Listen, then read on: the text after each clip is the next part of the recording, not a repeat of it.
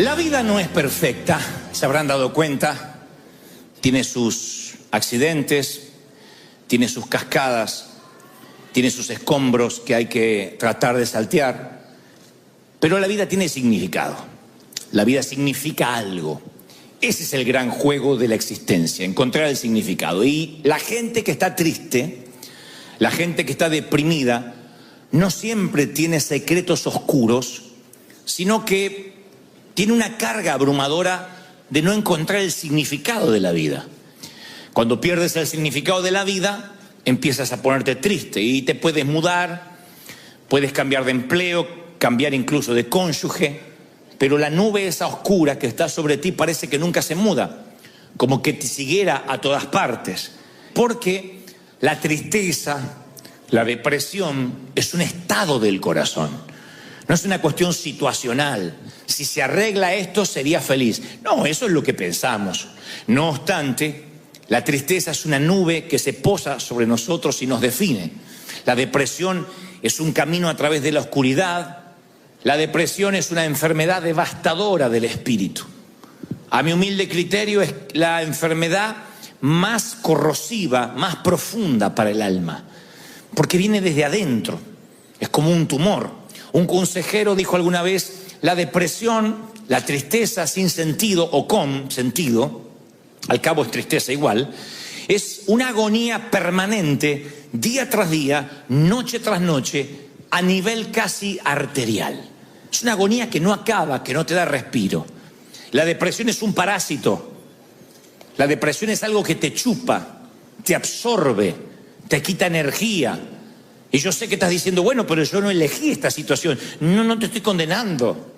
Porque la depresión o la tristeza es una condición humana que no respeta la estatura espiritual de nadie.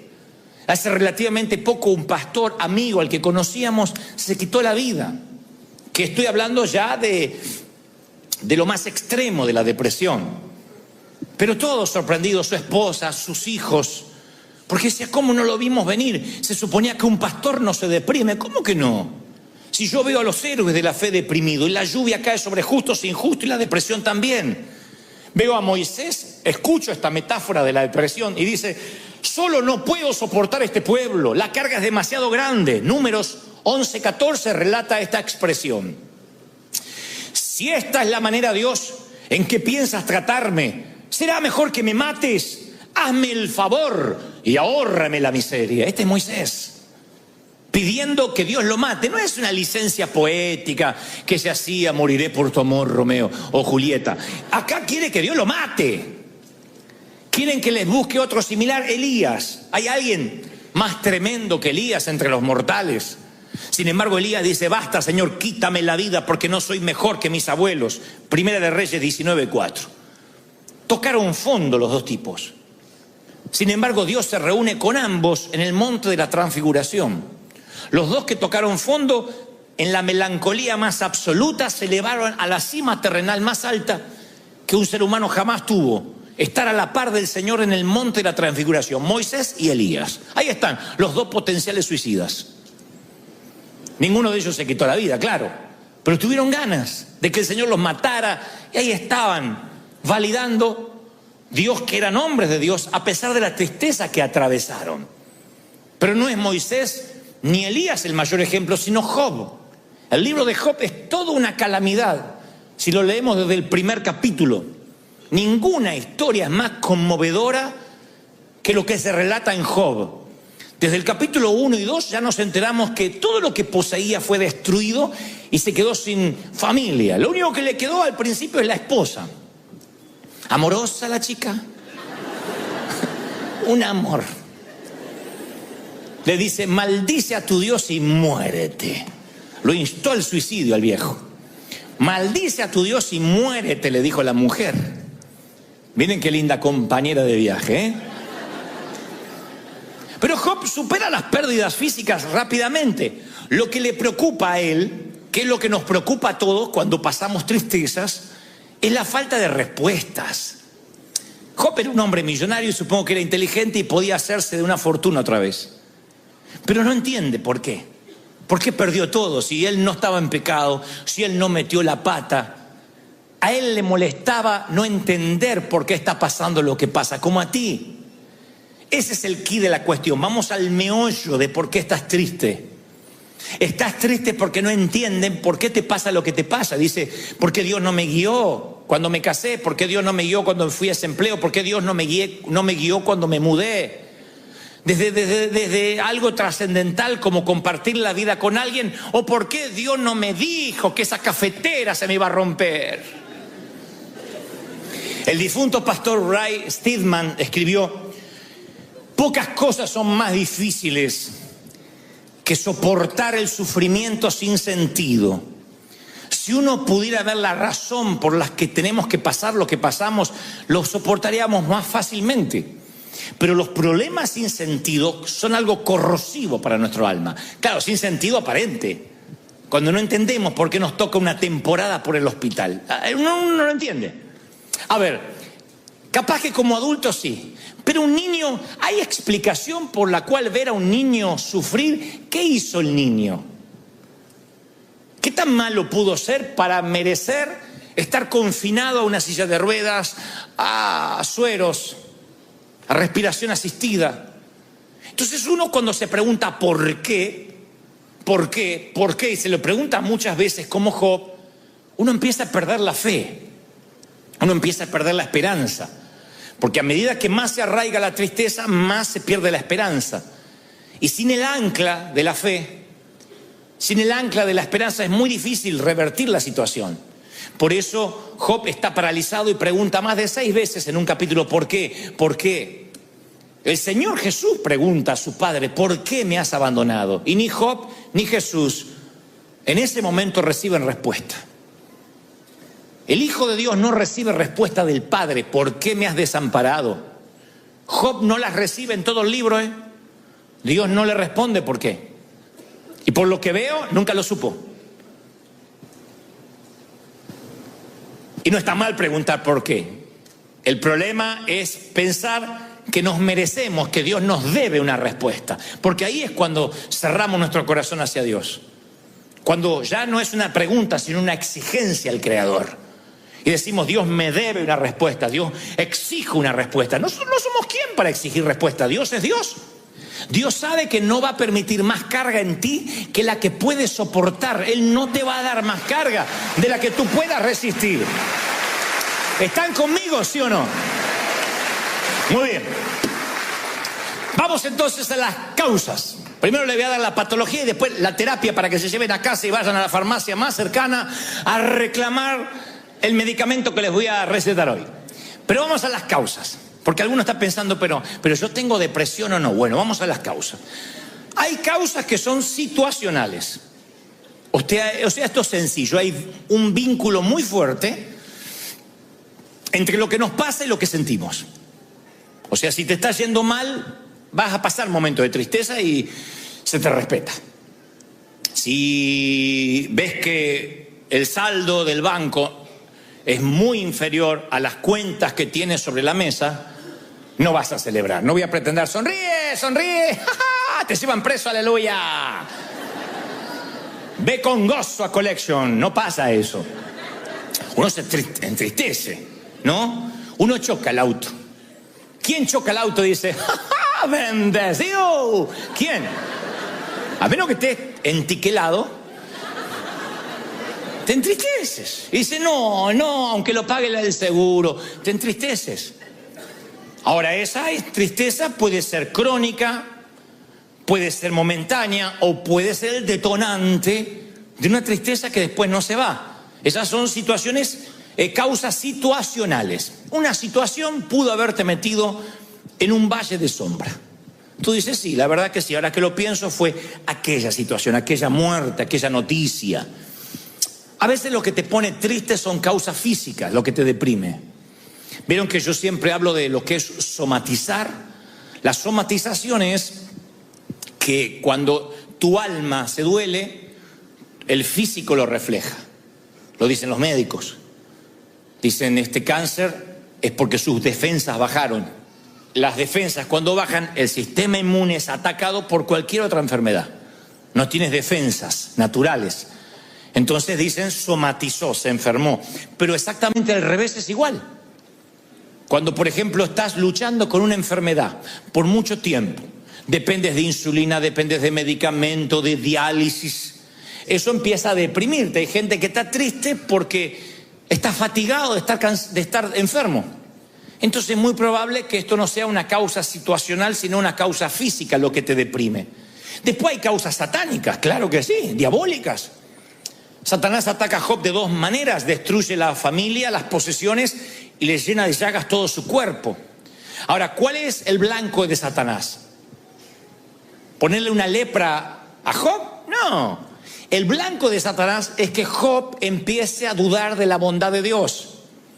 Cuando hay un ataque diabólico, lo que busca Satanás es que pierda la esperanza, que diga: yo ya no estoy fundado en Cristo, esto me está pasando porque Dios no me ama. Ahí valió la lepra. Pero si con lepra, si perdiendo la casa, si con crisis sigue diciendo: yo no sé cómo voy a salir de esto, pero Dios es fiel y me va a sacar, Satanás no tiene objetivo, no tiene el blanco, no lo logra. Así que tu depresión puede ser por situaciones comunes, puede ser porque estés enfermo, puede ser por un ataque diabólico o porque Dios lo permitió. ¿Permite Dios que suframos? Bueno, hay un autor que dice: a veces Dios acuesta a sus hijos en la oscuridad. Dios permite el sufrimiento. Te voy a decir algo que no te va a gustar escuchar, sí, pero nunca cede el control, nunca. Nunca te dará más carga de la que sabe que podrías llevar. Pero la Biblia me muestra que Dios sí, a veces permite el sufrimiento para enseñarte lo que le enseñó a Job, que Dios sigue estando a cargo aunque no veas una luz al final. Lo que pasa es que cuando uno pasa por el valle cree que está en el infierno. No, está en medio de picos elevados. Dijo alguien alguna vez que según lo alto de una ola será lo profundo de la depresión luego. Se llaman bajones, lo viven los artistas, lo viven aquellos que están ante un gentío, un público, y después tienen que quedarse con su propia soledad. Y también lo viven los hombres de Dios, que a veces están en el pico más alto como Elías y después están deprimidos. Pero lo contrario también es real, que cuando uno va por valles, por sombras, el Señor me dice que te diga: no te preocupes, no vas a terminar ahí. Yo voy a elevarte a zonas elevadas, vas a ir a picos altos, te voy a bendecir, te voy a prosperar, te voy a levantar. ¿De verdad lo crees, sí o no? Muy bien. Ya más o menos vimos cuáles pueden ser las situaciones. Causas situacionales, físicas, ataque del diablo, permisos de Dios. Y entonces, ¿cuál es la terapia? ¿Cómo salimos de la depresión? ¿Quieren saber cómo salir de la depresión rápido, así, instantáneamente? Bueno, no hay manera instantánea de salir rápido, hay unos cuantos pasos. Hay algunos principios que son bíblicos. El primero, revela tu tristeza, sé honesto, sé honesta. Job es un modelo de transparencia. Dijo Job: yo no puedo evitar hablar, le decía a sus amigos cuando estaba triste, ¿no? Debo expresar mi angustia, mi alma tiene que quejarse. Hay un momento que uno se cansa de ponerle buena cara a todo. Y está bien que a veces digas: sí, yo estoy triste, necesito que ores por mí. Este es un hospital del alma, no tienes que fingir. Puedes decir: estoy mal, me siento triste, ora por mí. La tristeza es parte de una de las 28 temporadas de Salomón. Así que está bien decir: estoy triste. Revela tu tristeza. Hay gente que dice: no, a mí me va todo por dentro. Te tragas eso y cuando esa amargura que no sale se queda dentro. ¿Y qué hace? Una implosión. ¿Y saben lo que es una implosión? Es un edificio que se viene abajo hasta las bases. Una explosión sobrevives de una explosión, pero de una implosión no. Entonces no te tragues. Tienes una iglesia, tienes pastores, tienes gente amiga, dile: estoy triste, orá por mí, porque a veces no le encuentro sentido, me siento que no valgo para Dios. Entonces, primer paso, los que están anotando la receta: habla, jetón, habla. Jetón dije. Segundo, resiste tu depresión. ¿Qué es resistir? No es confesar positivamente: no tengo. Es intencionalmente quiero salir de esta situación. el paralítico que está junto al estanque de Betesda, Jesús le dice, ¿quieres ser sano? No es una pregunta retórica. Jesús quería saber si de verdad el tipo quería ser sano o le encantaba ser paralítico. Ustedes dicen, ¿y a quién le encanta ser paralítico? Y hay gente que le encanta la autocomiseración. Hay gente que le encanta que le den. Hay gente muy necesitada en las luces de los semáforos pidiendo. Pero hay otros que le quitas el cartelito de cartón y los mandas a trabajar y se les acabó el negocio. Porque les encanta que le den, ganan más dándole que yendo a trabajar. Y hay gente que disfruta la tristeza, le encanta dar lástima y decir, no, es que yo me encanta estar así, me encanta que oren por mí, y ponen cara de borrego a punto de degollar y dice, oren por mí, estoy mal. Pero no estaba feliz, sí, pero se me fue la felicidad. ¿Quieres ser sano? ¿Quieren ser libres, sí o no? Pues una decisión. Uno tiene que decir, sí, yo quiero estar bien, yo quiero estar sano, yo no quiero psicopatear a nadie. Porque algunos lo toman como el modo normal de vivir, un modo triste, no pueden sonreír. Porque dicen, ya me acostumbré a vivir así. Y el Señor dice, resístete, cambia la cara. Y algunos dicen, no, es que yo estoy alegre, pero no lo demuestro. Bueno, conecta las dos cosas, conecta un cablecito con la cara, porque no puede estar triste, alegre el corazón y la cara estar así. Tiene que haber algo que esté cortando ahí, un policía, la migra, algo. Sácalo. Pero que la cara demuestre que hay alegría en el corazón, que hay energía, que hay gozo. ¿Lo crees?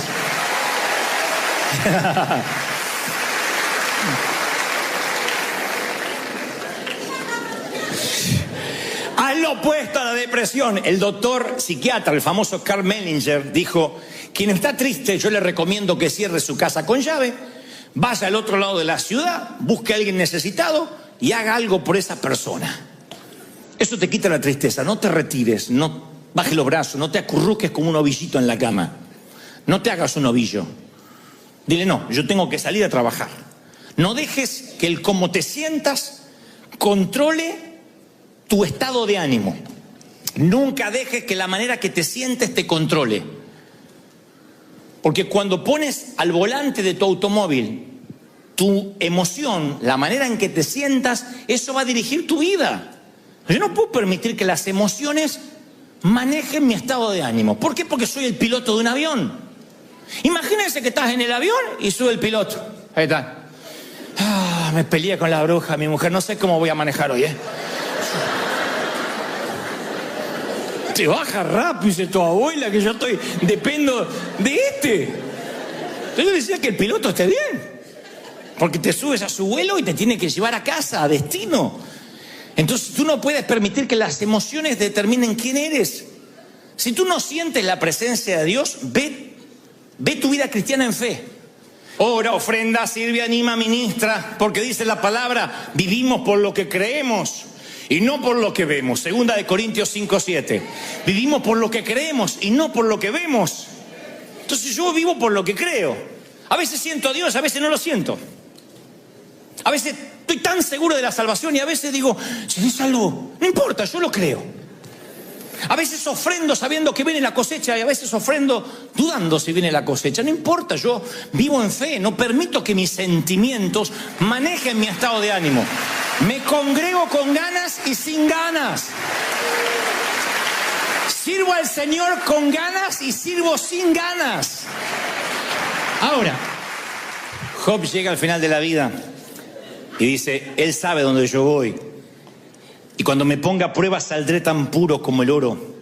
No necesitaba saber por qué. Él necesitaba saber de quién se trataba la vida. Que se trataba de Dios, no de él. Y termina diciendo aquellas palabras: de oídas te había oído, mas ahora mis ojos te ven. Solamente me habían hablado de ti. Miren, un hombre que adoraba a Dios, un hombre que era santo. Reconocer que de Dios había conocido de oídas, pero que ahora lo había conocido. Nunca Dios le respondió. Nosotros sí sabemos por qué pasó lo que pasó. Él nunca supo. Se enteró en los cielos, no antes. Pero el final de la historia le redimió la biografía. Siempre lo que pase al final valida el resto. Siempre. Tú miras una película llena de complicaciones y el final está bueno, te va feliz del cine. En cambio hay una historia que parece muy bonita, Romeo y Julieta de Shakespeare, y al final termina en una tragedia. Yo prefiero las otras, las que tienen muchas complicaciones, pero que al final siempre gana. Y nosotros ya hemos leído el guión, el script, el libro, y ganamos. El final va a validar la historia. Lo que te pase al final, vas a salir de la depresión.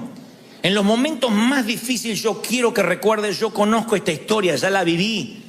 Y aunque me toque llorar, bienaventurado aquel que pase por el valle de lágrimas y lo transforme en fuente, lo transforme en alegría, porque el Señor enjugará todas lágrimas, las va a secar. Él las va a enjugar, Él las va a secar. ¿Lo crees de verdad? ¿Lo crees? Sí, ¿verdad? Y es el final de la historia. El final siempre es bueno. Tú me dices, ¿qué elegirías? ¿Una vida feliz y un mal final? 40 años de felicidad, 50. Y un final desastroso, solo, triste. O al revés, una vida compleja y un final maravilloso. Tú dices, ¿para qué quiere un final si no pude disfrutar la vida? Yo elijo el final. Las películas me encantan así. No importa cuánto Rocky Balboa caiga en la lona, yo siempre sé que si es una película de Rocky, él ganará el último round. Y eso es lo que valida el resto de la historia. Y a lo mejor no te fue bien en el amor, pero al final encuentras a esa persona. Capaz que no te puede dar hijos porque ya estás en tus... ¿Cómo decirlo? En la edad de la nostalgia.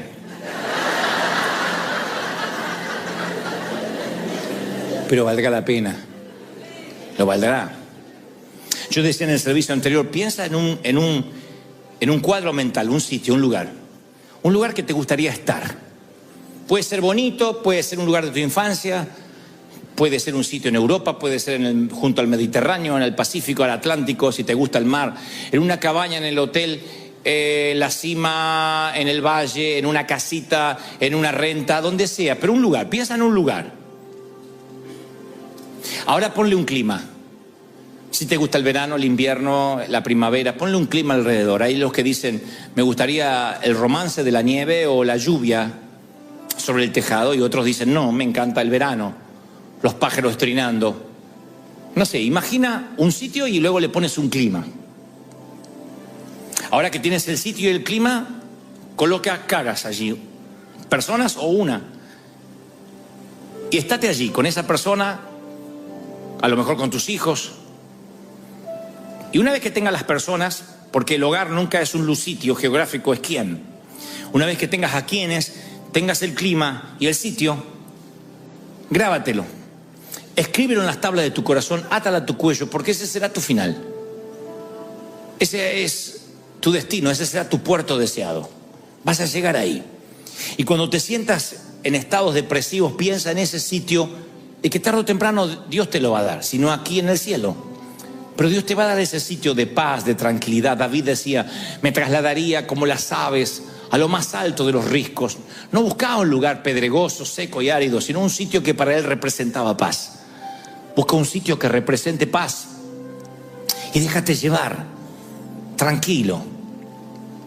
Confía en el Señor, confía en que las cosas van a salir bien, que vas a llegar a destino. Terminaré con una historia real. Hace muchos años estábamos en Australia y yo no sé nadar y me metí en el mar simplemente para tratar de flotar un poco. Cuando vi que flotaba, cerré los ojos y dije, no hay nada mejor que tostarse al sol nadando en el océano de Australia. Cuando abrí los ojos, hasta los canguros me quedaban lejos. Estaba metros de distancia de la orilla. Y dije, ¡wow! Y me enderecé y no hacía pie. Y supe que me iba a ahogar. Lo supe. Así que hice lo que toda persona que no sabe nadar hace. Empecé a moverme ampulosamente y me chupaba para abajo la corriente. Lo conté en el primer servicio y pusieron la misma cara que ustedes. Y estoy acá, obviamente que... Estuve 3 días muerto, alabado sea Dios.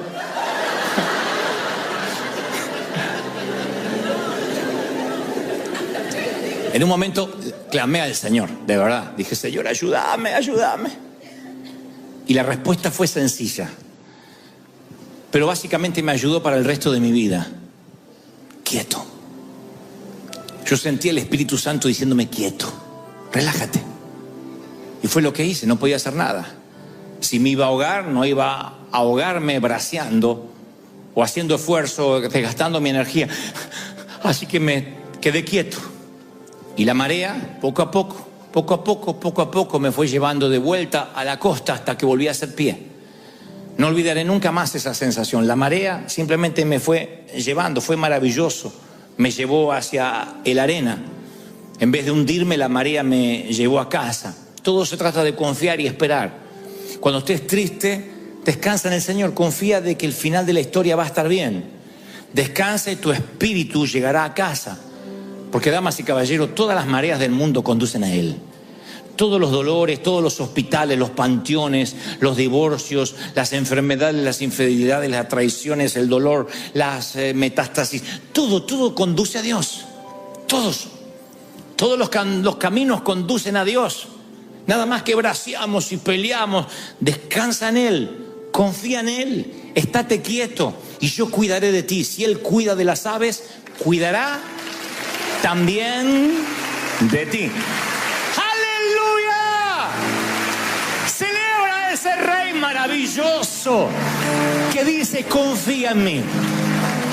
Yo te saco adelante. Yo te bendigo. Yo estoy contigo. Más populares a la hora de predicar, pero es un modelo, Nehemías, de avivamiento. Recuerden que Nehemías es un hombre de Dios que está reconstruyendo los muros de Jerusalén, los muros de su ciudad que estaban en escombros. Él tiene un llamado especial de reconstrucción y ese es su ministerio, su talento, su don. Él está llevando adelante, liderando el proceso de reconstrucción del templo.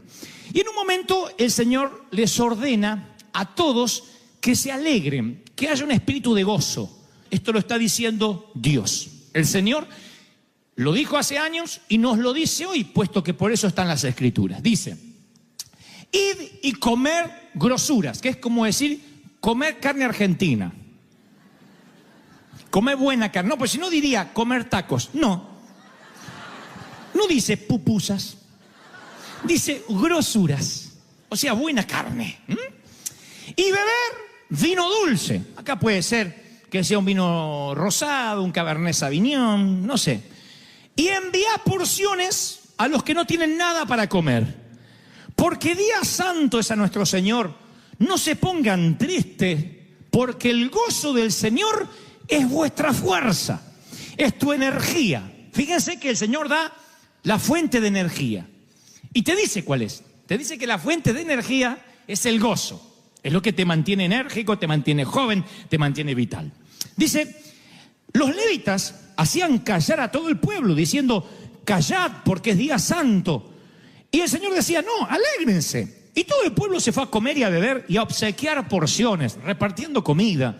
Y a gozar de grande alegría, porque habían entendido la palabra que les habían enseñado. Yo leía esto ayer y decía, Señor, ¿qué es lo que me quieres decir? Aparte de la carne argentina que Dios siempre nos habla, ¿no? Y el Señor me decía, nota las órdenes que yo di a mi pueblo. Una de ellas es comed, beber, alegraos, darle al que no tiene de comer. Los levitas decían, no, quédense callados porque no hagan mucho alboroto, no hagan bulla, porque Dios es un Dios santo. Y Dios dice, no, yo quiero que hagan algarabía, que beban, que coman, que disfruten, que celebren, que le den porciones a los que no tienen con grande alegría, porque eso hace un pueblo que entienden la palabra que les fue enseñada. Luego, la Biblia narra que había otro gozo en el pueblo, y era el pueblo que celebraba alrededor del becerro de oro. Y el Señor dice, hay que conocer, hay que tener discernimiento para saber la diferencia entre el verdadero gozo y el regocijo carnal, porque Moisés desciende del monte de estar con el Señor y dice que veía un pueblo que gritaba, había alaridos fuertes, no era voz de alarido de débiles, dice la palabra en Éxodo 32:18, sino voz de cantar oigo yo. Y Moisés dice, estarán celebrando al Señor, y cuando baja de la montaña, él ve el grito de la idolatría. ve un mover que no es genuino. Y la palabra dice que hay una diferencia entre el mover carnal, cuando uno está en derredor de un becerro de oro, y el mover del espíritu, cuando uno dice, no, yo entendí la palabra. Y tú dices, entonces, ¿cómo sé si mi alegría es genuina o mi alegría puede ser carnal, natural? Y este es el secreto. Yo quiero hablarles durante poquitos instantes lo que yo considero la felicidad de no tener nada. Es una felicidad típica, porque la felicidad siempre la relacionamos con que Dios nos bendiga, con que Dios nos dé, con que Dios nos provea. Pero hay una felicidad que uno obtiene no teniendo nada. Cuando pasas por la materia, por la estación de la vida, de alegrarte, de tener felicidad cuando no tienes nada, ese es el método para saber si tu felicidad es genuina y proviene de Dios o no. ¿Están siguiendo hasta ahí, sí o no? Cuando Dios decide que entren a la tierra prometida, a Dios le viene un conflicto, no un conflicto, pero le viene un debate, supongo, celestial. Dice, si los bendigo y les doy la tierra que les prometí, que fluye leche y miel, lo más probable es que este pueblo olvide de donde yo lo saqué. Ustedes dirán, bueno, es que Israel era un pueblo cabezón, era un pueblo duro, necio. No, así somos los seres humanos. Tan pronto Dios nos sana, tan pronto Dios nos bendice, la alegría con el correr de los días se nos empieza a ir. Porque solo alguien que olió la muerte tiene un gozo que después no se le va. Solo alguien que estuvo en las puertas del infierno en cuanto a enfermedad, en cuanto a un accidente, a una crisis, tiene un gozo extra que antes no tenía. Y ya no se preocupa por bobadas, no se preocupa por tonterías, porque realmente sabe lo que importa en la vida. ¿Soy claro o no? Entonces, Dios dice, si yo le doy a Israel lo que les prometo todo el tiempo, lo más probable es que se olviden de dónde yo lo saqué, que pierdan ese gozo y que tengan nada más que un gozo carnal. Si hay leche, si hay miel, si hay vino, si hay carne argentina, celebramos. El día que no hay, no celebramos. Y entonces Dios tiene un método. Dice, esto es lo que van a hacer. Oigan, dice en Nehemías, por eso decía que Nehemías es un modelo de avivamiento. Presten mucha atención porque esto es magnífico. Dice, al día siguiente se reunieron las cabezas de las familias y Esdras, el escriba, para entender la palabra, la palabra de la ley. Y hallaron escrito, al leer, al predicar, que Jehová le había dicho a Moisés hace muchos años y que ya no se estaba haciendo, una costumbre que se había quedado arcaica, que ya no se hacía. Dice que Dios había mandado a Moisés que los hijos de Israel habitaran por 7 días en tabernáculos, en tiendas. Y dice la Biblia en Nehemías 8:17, y hubo una alegría muy grande. Dios le dijo, salgan de sus hipotecas, de sus apartamentos, salgan de sus casas, vengan a vivir 7 días en las tiendas, no para siempre, eran 7 días. Durante 7 días van a tener que vivir en las tiendas, como vivían sus abuelos o sus papás en el desierto. 7 días vayan a vivir a la terraza. En otras palabras, si hoy lo hiciéramos, diríamos a nuestros hijos, a ver, para no olvidarnos de dónde venimos, de los países pobres donde la mayoría venimos, los inmigrantes, para no olvidarnos lo que sufrieron nuestros padres, hijos, desconexión total de lo electrónico por 7 días. Sin celular, sin iPad, sin tablet, sin televisión, sin Netflix, nada. 7 días desconectado, sal de la recámara. ¿Y dónde voy a dormir? En ese colchón, en el terrado, en ese colchón, bajo la tienda, bajo las ramas. 7 días, de un lunes hasta el próximo domingo. Era una orden de Dios.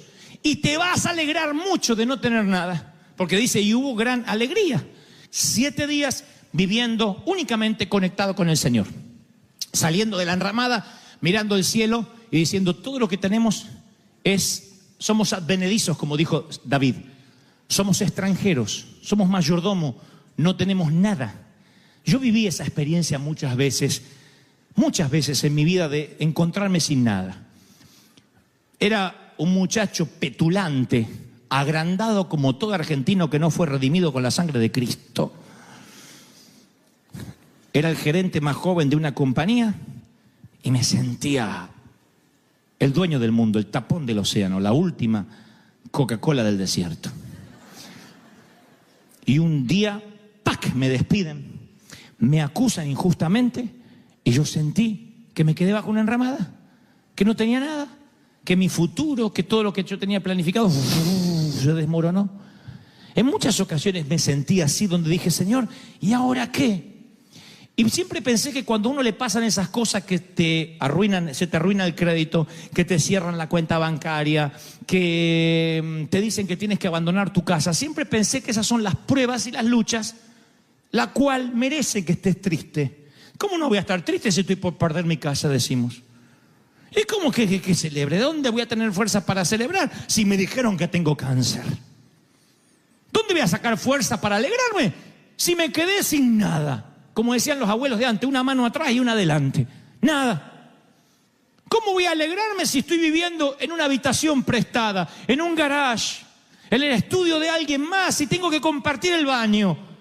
No me digan que celebre. Sin embargo, el Señor dice, y te alegrarás por no tener nada, por vivir en posadas. No eran 7 días de tristeza, eran 7 días de júbilo y alegría. Y os regocijaréis delante de Dios por 7 días. Levítico 23:40. 7 días celebrarás de no tener nada. Celebrarás fiesta solemne a Dios en el lugar que Dios te da. Porque así te bendijo Jehová en todos los frutos y en la obra de tus manos. Y dice Deuteronomio 16:15. Y estarás verdaderamente alegre. Verdaderamente alegre. Mi papá, descendiente de alemanes, alemán, él decía que rentar casa es tirar la plata. Puede ser una filosofía de vida, no la voy a discutir acá. Yo creo que si Dios te da dinero para pagar la renta, es tuyo. Un título de propiedad no te hace más o menos rico. Todos queremos tener casa propia, sí. Pero mientras tanto, en alguna eventualidad de la vida, o gran parte de la vida, te toca rentar, vivir de prestado, mientras tenga techo y comida y Dios te abastezca, alégrate por el maná diario. ¿Sí? Yo soy un hombre que siempre te va a alentar a tener lo tuyo, a prosperar, a que te vaya bien. No me gusta la vagancia de decir, bueno, no importa si no tienes nada. No, tenemos que progresar, tenemos que ir de victoria en victoria. Pero cuando esas victorias atentan a la memoria y te hacen olvidar quién eras cuando no tenías a Dios, es una de las cosas más peligrosas que nos puede pasar. Y por eso, en términos espirituales, Dios a veces nos quita de esa comodidad y nos lleva a vivir a tabernáculos en la azotea, en enramadas. Y son tiempos de mesetas que nos hacen reflexionar. Nadie reflexiona mejor que entre las paredes de un hospital. Nadie reflexiona mejor que recorriendo la grama de un cementerio. Es allí cuando nos empezamos a cuestionar cosas de la vida. Si no, el tedio, la rutina, nos envuelve de manera tal que nos olvidamos por qué estamos viviendo. Trabajamos, pagamos deuda, trabajamos, pagamos deuda, vamos de vacaciones y después necesitamos vacaciones para recuperarnos del cansancio de las vacaciones, porque venimos más cansados que cuando nos fuimos. ¿Por qué? Porque de pronto el tedio de la prosperidad nos hace olvidar lo que realmente vale la pena. Dice la palabra que los 7 días de la azotea o de estar bajo una enramada tipificaban 70 años del lapso de la vida humana. Era el método de Dios para recordarles a todos que la vida es temporal. Y conforme ellos iban mirando la enramada y veían que las ramas se marchitaban, eso los hacía pensar en el deterioro de la vida, de la salud, de la fortaleza, porque Dios quería que sus mentes y sus corazones estuviesen puestos en la eternidad. David era multimillonario, el rey David. Era uno de los reyes más millonarios que jamás tuvo la historia. Sin embargo, él dice, porque forastero fui, soy advenedizo. Advenedizo significa extranjero, inmigrante de por vida, de paso. Él sentía que aunque era rico, él estaba de paso, porque había entendido lo que era la eternidad. Por la fe, Abraham, siendo llamado, salió del lugar que había tenido como herencia, sin saber por dónde iba. Por la fe, habitó como extranjero en la tierra prometida, morando en tiendas, sabiendo que tenía una promesa, pero por la fe murieron estos sin haber recibido nada, solamente mirándolo de lejos, creyéndolo, saludándolo, confesándolo. No nos olvidemos que los profetas se murieron creyendo que Cristo iba a venir, que venía un Mesías. Nosotros hoy miramos la cruz para atrás. El Mesías vino, murió y resucitó. Ellos miraban para adelante. Algún día va a venir un Mesías a morir y resucitar. Y la mayoría se murió, o acaso todos, sin verlo. Dice, ellos buscaban una patria, dice la Biblia en Hebreos, sabiendo de dónde habían salido y tenían quizás añoranza de volver, pero anhelaban algo mejor, anhelaban una ciudad eterna que nunca pudieron ver. Nunca pudieron ver y sin embargo creyeron, nunca falló su fe. Nunca pudieron ver esa tierra prometida. Mi pregunta es, ¿y si nunca pudieras ver esa esperanza que tienes, aún así seguirías gozoso? Porque tu vida es eterna, no es solamente lo temporal de aquí. La vida, dice Max Lucado, genial escritor, es semejante a dos constructores.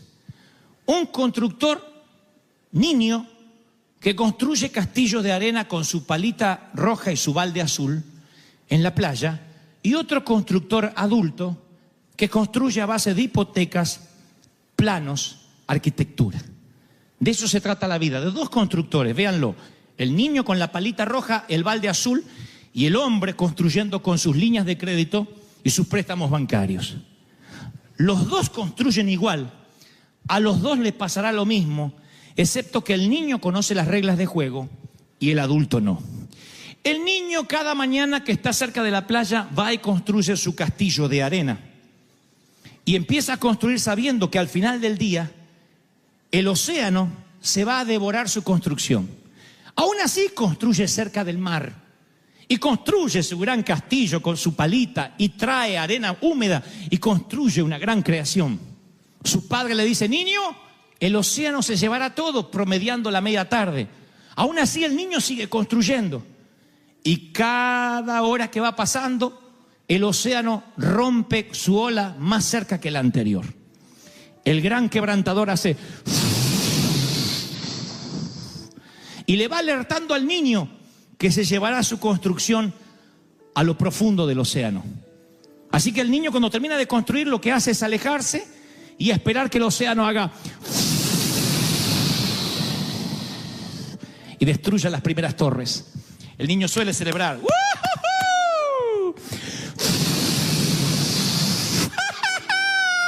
Ahora se lleva la torre más grande.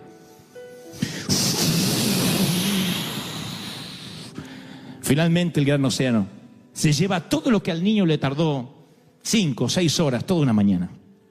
¿Qué hace el niño? Toma el baldecito azul, la palita roja, la mano de su papá, celebra y regresa a casa. ¿Qué hace el adulto? Construye casas, hipotecas, compra autos. Tengo que tener una casita propia. Y el océano, año tras año, que lo cumpla feliz. Que lo cumpla, que lo cumpla. Duele acá. La cintura molesta. La vista no es lo mismo. Empiezas a alejarte así,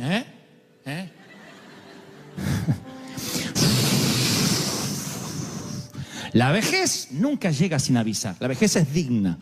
Avisa año tras año y te dice, el océano se llevará todo lo que estás construyendo. Y eso no es para deprimirte. Eso es para saber que nada te pertenece. ¿Qué hace el adulto cuando finalmente el océano hace... Señor, tiene cáncer? Queda con puñados de arena mojada, maldiciendo el océano. ¿Por qué? Porque no sabía la regla de juego. Porque como el niño debiste haber aprendido que el océano se llevará todo lo que construyas. Eso es la vida. ¿Qué es la vida? Como neblina que aparece por la mañana y se disipa por la tarde. Eso es la vida, la hierba que crece y luego desaparece. Esto yo lo hablo en los funerales, porque hay un montón de gente que me mira como diciendo, ¿por qué a mí? ¿Por qué a él? ¿Por qué a nosotros? Habiendo tanta gente, ¿por qué hoy estamos en un funeral? Y yo les explico, nunca nadie te dijo que serías eterno en esta tierra. Desde que naces es un camino hacia la tumba. Entonces, si nos hacemos torpes, insisto, y nos olvidamos lo que tenemos, que es la vida, que es el día a día, ¿qué hace el Señor para que nuestra memoria no sea tan frágil? dice, de tanto en tanto vas a vivir en la azotea 7 días. Tal vez no sean 7 días, tal vez llevas 3 meses endeudado. Tal vez lleves 1 año que no puedes salir de ese pozo. Tal vez lleve 2 años y a veces decimos, Satanás me está atacando. ¿No será que Dios permite algunas cosas para refrescarte la memoria? Y no te olvides que su orden es, y cuando no tengas nada, alégrate, pero regocíjate en serio, porque yo soy el Dios que te proveyó. Te provee y te va a proveer. Alguien tiene que decir amén. Y si Dios te mandara a vivir en chozas por 7 días, por 2 meses, porque Él sabe el peligro que se encuentran sus hijos cuando son siempre bendecidos. Él sabe que si nos consiente mucho, nos seducimos por el mundo y nos olvidamos de dónde Dios nos sacó.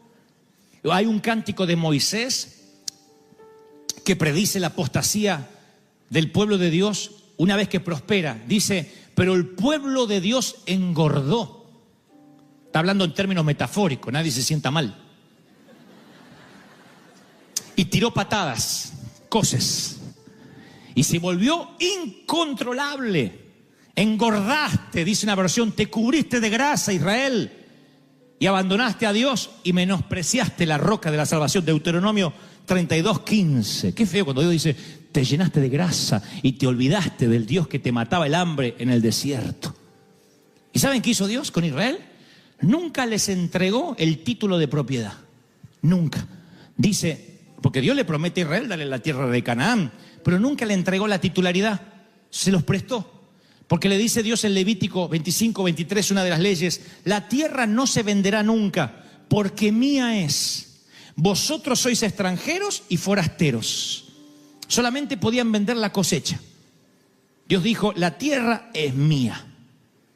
Qué increíble. No sé si ustedes habrían prestado atención a esto, pero digo, qué increíble que Dios le promete una tierra que fluye leche y miel, y finalmente llega a la conclusión, dice, ustedes no la van a vender nunca porque la tierra es mía. Esa promesa, creo, esa palabra, ese mandamiento no ha cambiado hoy.